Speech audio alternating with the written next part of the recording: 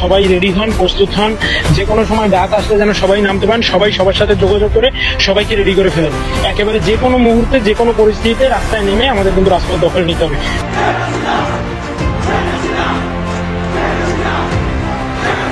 বাংলাদেশের সেনা প্রধান মিস্টার ওয়াকার তিনি একটা ইঙ্গিত দিলেন যে বাংলাদেশে যে কোনো সময় একটা গৃহযুদ্ধ লেগে যেতে পারে। কিন্তু সবচেয়ে ভয়ঙ্কর আরোপ এই যে ইউনূস সরকারের পতন ঘটাতে তিনি সেনাবাহিনীর কিছু বড় অফিসারদের সঙ্গে নিয়ে চক্রান্ত করছেন।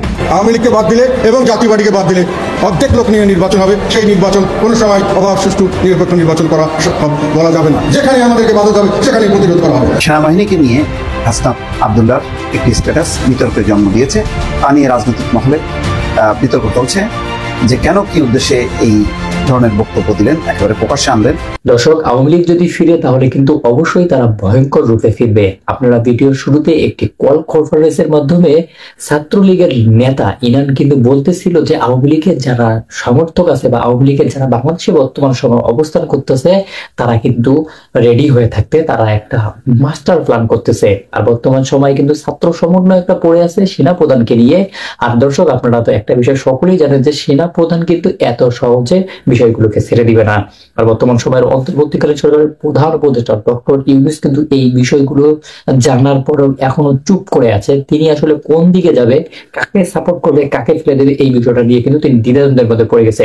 কিন্তু দর্শক, আজকের ভিডিওটি অনেক বেশি গুরুত্বপূর্ণ হতে যাচ্ছে। আপনারা কিন্তু ভিডিওটি একটু স্কিপ করবেন না, সম্পূর্ণ ভিডিওটি দেখার চেষ্টা করবেন। আপনারা ভিডিওর শুরুতে যেই সমস্ত ভিডিও দেখেছেন, যেই সমস্ত শিরোনাম আপনাদেরকে দেখানো হয়েছে, তার প্রত্যেকটা ভিডিওই কিন্তু আমরা প্লে করব। আপনারা কিন্তু না টেনে সম্পূর্ণ ভিডিওটি দেখার চেষ্টা করবেন। সো দর্শক, আপনাদের ইম্পর্টেন্ট সময় নষ্ট না করে সর্বপ্রথম আমরা কিছু এই যে প্রতিবেদন আছে আমাদের কাছে জমা, এই প্রতিবেদনগুলো দেখে নেব। সেনাবাহিনীকে নিয়ে হাসনাত আবদুল্লাহর একটি স্ট্যাটাস বিতর্কের জন্ম দিয়েছে। তা নিয়ে রাজনৈতিক মহলে বিতর্ক চলছে যে কেন, কি উদ্দেশ্যে এই ধরনের বক্তব্য দিলেন, একেবারে প্রকাশ্যে আনলেন।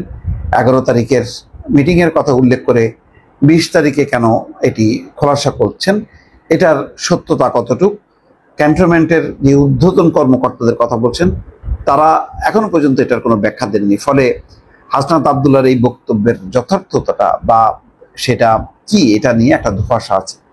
এই অবস্থায় নাসিরউদ্দিন পাটোয়ারি, একই দলের আরেক নেতা, বলছেন যে হাসনাত আবদুল্লাহর স্ট্যাটাসকে শিষ্টাচার বর্জিত। মানে হাসনাত আবদুল্লাহর স্ট্যাটাসকে শিষ্টাচার বর্জিত বললেন নাসিরউদ্দিন পাটোয়ারি, এটা হচ্ছে শিরোনাম। তার মানে এটা শিষ্টাচারের মধ্যে পড়ছে না হাসনাত আবদুল্লাহ। কিন্তু এটাই কি যথেষ্ট? না, যথেষ্ট না। তিনি আবার অন্যদিকে আবার সেনাবাহিনীর কিছু কর্মকাণ্ডের কিন্তু সমালোচনাও করলেন নাসিরউদ্দিন পাটোয়ারি। এখানে খবরে বলা হচ্ছে যে সামাজিক যোগাযোগ মাধ্যম ফেসবুকে সেনানিবাসে বৈঠক নিয়ে সম্প্রতি জাতীয় নাগরিক পার্টির মুখ্য সংগঠক দক্ষিণাঞ্চল হাসনাত আবদুল্লাহ যে স্ট্যাটাস দিয়েছেন সেটি শিষ্টাচার বর্জিত হয়েছে বলে মন্তব্য করেছেন দলটির মুখ্য সমন্বয়কারী নাসিরউদ্দিন পাটোয়ারি। শনিবার বিকেলে সিলেটে ইফতার মাহফিলে যোগদানের আগে সাংবাদিকদের প্রশ্নের জবাবে তিনি কথা বলছেন। নাসিরউদ্দিন পাটোয়ারি বলছেন তার এই বক্তব্য সামাজিক যোগাযোগ মাধ্যমে আসা উচিত হয়নি। আমরা মনে করি এই শিষ্টাচার বর্জিত একটি স্ট্যাটাস হয়েছে এবং রাষ্ট্রের ফাংশনাল জায়গায় আমরা দেখি যে ক্যান্টনমেন্টের বিভিন্ন ব্যক্তিবর্গ রাজনৈতিক জায়গায় হস্তক্ষেপ করছে। তাহলে তো তিনি আবার বলছেন, আর একটা অভিযোগ আনলেন যে রাষ্ট্রের ফাংশনাল জায়গায় আমরা দেখি যে ক্যান্টনমেন্টের বিভিন্ন ব্যক্তিবর্গ রাজনৈতিক জায়গায় হস্তক্ষেপ করছেন। আমাদের কাছে এই ধরনের হস্তক্ষেপ কাম্য নয়। এই সিদ্ধান্তগুলো রাজনৈতিক ব্যক্তিবর্গ নেবে এবং সরকারি যে প্রতিষ্ঠানগুলো আছে সেগুলো এতে জড়িত না হওয়ার জন্য আমরা আহ্বান জানাচ্ছি। আচ্ছা, এটা একটা বিষয়। এখন তো একটা বিশেষ পরিস্থিতি, যেই পরিস্থিতিতে সেনাবাহিনী এখন আইন শৃঙ্খলার দায়িত্ব পালন করছে এবং এই নিরাপত্তা ব্যবস্থা নিয়ে সিভিল প্রশাসনের সাথে নিয়মিতভাবে বৈঠক করতে হচ্ছে। তো এখানে হস্তক্ষেপটা কোন জায়গায় করছে, কি কি বিষয়ে সেনাবাহিনীর ওই যাদেরকে বলা হচ্ছে বিভিন্ন ব্যক্তিবর্গ কোন কোন জায়গায় হস্তক্ষেপ করছে, কি কি বলছে?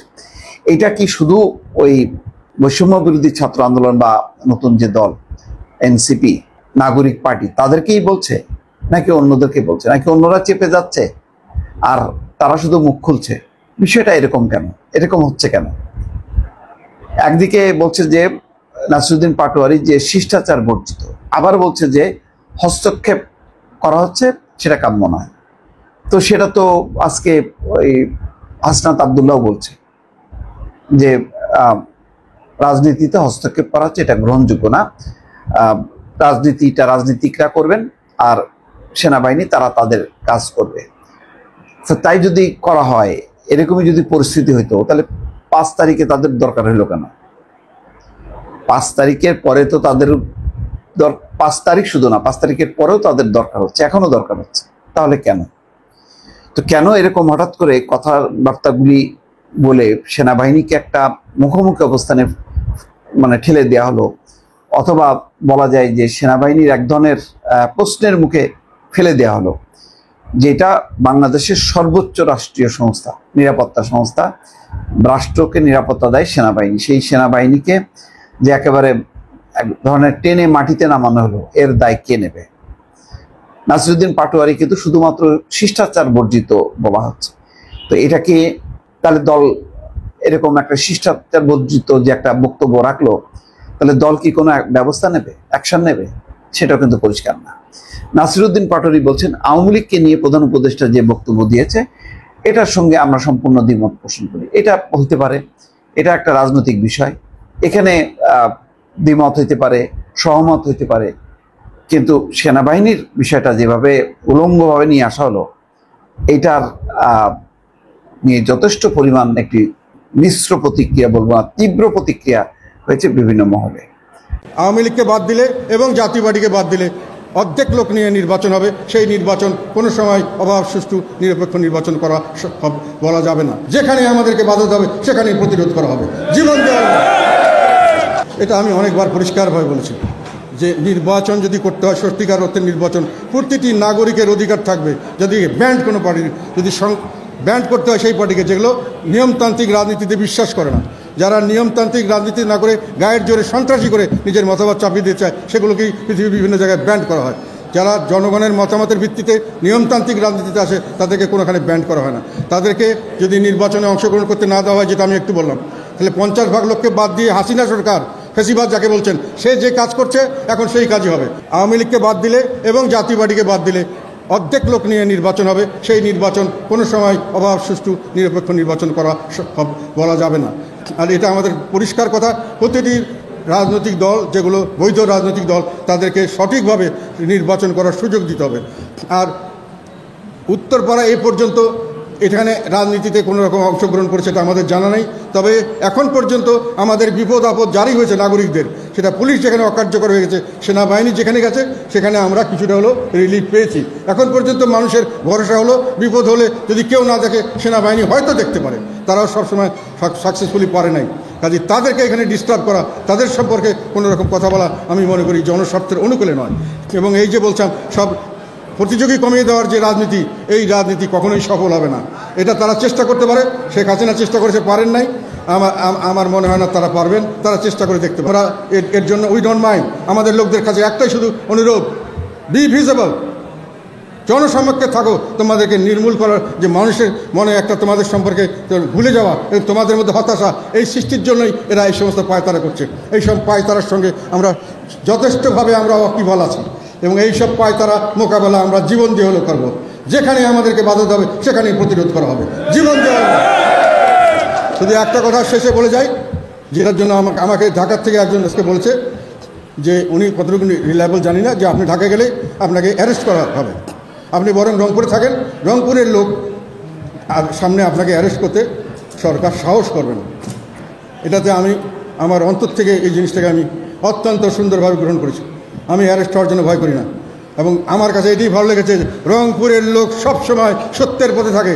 ওরা গতানুগতিক ধারায় মানে গড্ডালিকা প্রভাবে গা বাঁচিয়ে দেয় না, সত্যের পথে দাঁড়ায়। সেটা তারা দেখেছে এরশাদ সাহেবের সময় আন্দোলন, যখন 91-এর পরে যখন এরশাদ সাহেবকে নিয়ে আন্দোলন করা, রংপুরের লোক সারা দেশ একদিকে, রংপুরের লোক আরেক দিকে গিয়ে এরশাদ সাহেবকে রক্ষা করেছে। একই সঙ্গে আমি এটাও বলতে চাই, আমাদের এই রংপুর এইসব এলাকার মানুষের একটা ইতিহাস আছে, এছাড়া নুরুল দিনের ইতিহাস। সেখানে একজন কৃষক তাকে যখন ইংরেজরা সবাইকে ঘুষ দিয়ে হোক যেভাবে হোক তাদেরকে ম্যানেজ করে দালালি করতেছিল সবাই, তখন রংপুরের এই নুরুলদিন এই তার লোকজন নিয়ে রুখে দাঁড়িয়েছিল এই শুধু বাঁশের লাঠি নিয়ে এই বন্দুক ইংরেজদের গুলি এবং কামানের বিপক্ষে। তারা বলছিল, তো এই কথাটা এখনো ইতিহাস আছে যে কি, জাগো বাহে কণ্ঠে সবাই। সেই রংপুরের লোক আবার উঠবে, এবার রংপুরের থেকে এই আন্দোলন আমি চাই, জাগো বাহে কণ্ঠে সবাই। আমাদের বাংলাদেশের সেনা প্রধান মিস্টার ওয়াকার তিনি একটা ইঙ্গিত দিলেন যে বাংলাদেশে যে কোনো সময় একটা গৃহযুদ্ধ লেগে যেতে পারে। অন্যদিকে আমাদের বাংলাদেশের আপনার 3 বাহিনীর প্রধান তারা কিন্তু একত্র আছে এবং তারা কি মানে যে কোনো পরিস্থিতির জন্য তারা কি মোকাবেলা করার জন্য স্বয়ং সম্পূর্ণভাবে রেডি আছে। অন্যদিকে আমাদের বাংলাদেশের সেনানিবাসে কিংবা আপনার সেনা প্রধান মিস্টার ওয়াকার মানে তাকে যতটুকু সেফটি করা যায় সম্পূর্ণভাবে আপনার মাঠে ঘাটে নেমে আসে বাংলাদেশ সেনাবাহিনী। আর উল্টো দিকে আপনার শাহবাগে আপনার এই জঙ্গিবাদীরা মানে হাসনাত সার্জিস এরা আওয়ামী লীগকে সরানোর জন্য আর হচ্ছে এই সেনা প্রধান মিস্টার ওয়াকারকে সরানোর জন্য একটা নতুন একটা পরিকল্পনা তারা করতেছে। অনেক দিনের আগের একটা কথা পিনাকির মনে আছে যে যেভাবে আওয়ামী লীগকে সরাইছি ঠিক সেভাবে আমরা এই ওয়াকারকে সরাবো। আর উল্টো দিকে আমাদের বাংলাদেশে যে সরকারের বর্তমান বৈশা রয়েছে আপনার উপদেষ্টা আসিফ ভুইয়া, উনি সরকারে বৈশা এবং তিনি যে মনে করেন ওয়াদা করছে বা যে মনে করেন করছে আপনার কি বলে বাংলাদেশ সংবিধানের যে নিয়মটা মেনে যে শপথ গ্রহণ করছে, তিনি টোটালি মনে করেন শপথ ভঙ্গ করে বাংলাদেশটাকে পুনরায় কিভাবে একটা গৃহযুদ্ধ লাগায়া আপনার যারা নাকি স্বাধীনতায় বিশ্বাস করে তাদেরকে মনে করেন উল্টো মনে করেন পাকিস্তানের আপনার কি বলে এই যাতে জুতা মুছতে পারে পা মুছতে পারে গোলাম বানানোর চেষ্টা মনে করেন করতেছে।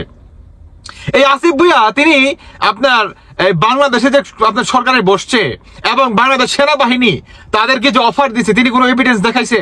হ্যাঁ, তিনি সরকারে বৈশা কিভাবে মনে করেন বাংলাদেশটাকে এইভাবে অস্থিতিশীল করে, কিভাবে সরকারের এত বড় একটা কথা তিনি বাহিরে মনে করেন লিক করতে পারে। তাহলে এবার বুঝেন যে এরা আসলে কতটুকু বা আসলে বাঙালি সরকার নাকি পাকিস্তানি সরকার, বুঝেন। উল্টো দিকে আমাদের বাংলাদেশে বর্তমান এই পিনাকির কথা শুনে এই জঙ্গিবাদীদের কথা শুনে কিছু সংখ্যক মানুষ তারা বলতেছে আপনার ওয়াকার নাকি হাসনাত মানে সেনা প্রধান নাকি হাসনাত না, এই ধরনের মনে করেন মিছিল মনে করেন করতেছে বা এই ধরনের মনে করেন স্লোগান দিতেছে। আর এই সমস্ত মনে করেন ঘটনা দেখে সেনা প্রধান মিস্টার ওয়াকার তিনি বলতেছে যে এনাফ ইজ এনাফ, আপনারা যথেষ্ট হয়ে গেছে, আমাদের যদি কোনো ভুল থেকে থাকে তাহলে আপনারা আমাদেরকে উপদেশ দেন, আমরা সেভাবে চলার চেষ্টা করব। আপনারা আমাদের সাথে বসেন, আমাদের সাথে হয়তোবা না মিলতে পারে তবে আমাদের একসাথে বসতে হবে দেশের সার্বভৌমত্বের স্বার্থে, আমাদের বাঙালিত্বের স্বার্থে, আমাদের দেশটা যাতে বা দেশের মানুষ যাতে বাঁচতে পারে সেই স্বার্থে। তো এখানে সেনা প্রধান মিস্টার ওয়াকারের দোষটা কোথায় ছিল? তিনি আরো বলেন যে আমাদের বাংলাদেশটাকে হাতে গোনা কিছু সংখ্যক মানুষ বহির্বিশ্বে থেকে একের পর এক এই ধরনের আমাদের বাংলাদেশটাকে কিভাবে অস্থিতিশীল করা যায়, বাংলাদেশটাকে কিভাবে আপনার আফগানিস্তান পাকিস্তানের ভাবে মনে রূপান্তরিত করা যায়, তারা প্রতিনিয়ত এই ধরনের পরিকল্পনা করতেছে। আমাদের বাংলাদেশ সেনাবাহিনী কিন্তু তিনি ডিরেক্ট কিন্তু এই ধরনের কথা বলে। তো আমাদের বাংলাদেশে বর্তমান যে একটা জঙ্গি হামলা যে চলতেছে বা চলমান, এটাকে আমাদের কাউন্টার করতে হবে। উল্টো দিকে আমাদের বাংলাদেশ সেনা প্রধান মিস্টার ওয়াকার তিনি কি বলছে যে বাংলাদেশে যে কোনো মুহূর্তে যে কোনো কিছু ঘটতে পারে। কল্পনা করতে পারেন দেশটা কোথায় আছে? সামনে তো ঈদ, অনেকে হয়তো আপনারা কাপড় চোপড় কিনতেছেন না, আপনারা মনের সুখে মনের আনন্দে ঈদের শপিং নিয়ে ব্যস্ত। আর উল্টো দিকে পাকিস্তান যে পুনরায় বাংলাদেশকে দখল করে নিচ্ছে একটু একটু করে, সেই দিকে আপনাদের লক্ষ্য আছে? বাঙালির জনগণের সেই দিকে লক্ষ্য আছে? দর্শক, আমাদের আজকের এই প্রতিবেদনগুলো দেখে আপনাদের মন্তব্য কি, এবং আওয়ামী লীগ যে কথাগুলো বলতেছে বা আওয়ামী লীগের কিছু নেতাগাত্রা বর্তমান সময়ে যে সমস্ত কথা বলতেছে যে তারা আবার ফিরবে, ভয়ঙ্কর রূপে ফিরবে, এই বিষয়টা নিয়ে আপনাদের মতামত কি? অবশ্যই কিন্তু আপনাদের গুরুত্বপূর্ণ একটি মতামত জানিয়ে দেবেন আমাদের কমেন্ট বক্সে। আর দর্শক, বর্তমান বাংলাদেশের মধ্যে যে এরকম একটা বিশৃঙ্খলা তৈরি হয়েছে, এই বিশৃঙ্খলা থেকে আসলে পরিত্রাণ পাওয়ার জন্য অন্তর্বর্তীকালীন সরকার কোন দিকে যাবে, কোন পদ্ধতিতে অবলম্বন করবে বলে আপনাদের মনে হচ্ছে, সেটাও কিন্তু জানাতে পারেন আমাদের ভিডিও কমেন্ট বক্সে। ভিডিওটি ছিল এতটুকুই, আবার দেখা হবে নতুন কোনো ভিডিওতে নতুন কোনো টপিক নিয়ে। ততদিন পর্যন্ত ভালো থাকুন, সুস্থ থাকুন, আল্লাহ হাফেজ।